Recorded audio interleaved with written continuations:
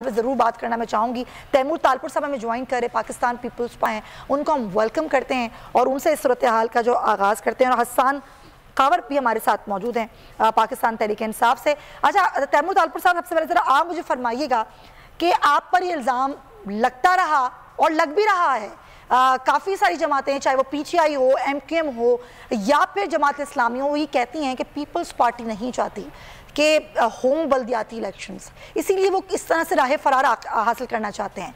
पहले तो मुझे बताइए क्या ये बात दुरुस्त है कि पीपल्स पार्टी नहीं चाहती कि बल्दियाती इलेक्शंस हो?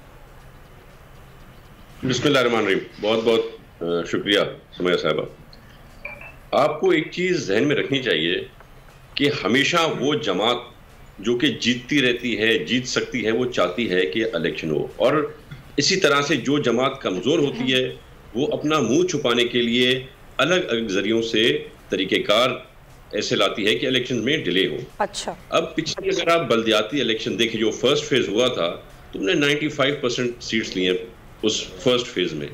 तो हम क्यों नहीं चाहेंगे? हम तो चाहेंगे कि जो लोग किसी ज़माने में अपने आप को बड़ा मकबूल और मशहूर समझते थे, उनके काले चिट्ठे खुलने के बाद, उनके तोशे खाने के किस्सों के बाद, पिंकी पीरनी की ज्वेलरी के किस्सों के बाद, उनकी ऑडियो लीक्स के बाद, हम चाहते हैं कि अभी आए फिर से और ज़रा अपना चेहरा जो है आईने में देखें कि अवाम ने उनका देखिए वो धांधली का इल्ज़ाम लगाते हैं ना आप पर, और सब लगाते हैं, इवन PDM की जमातें भी लगाती हैं।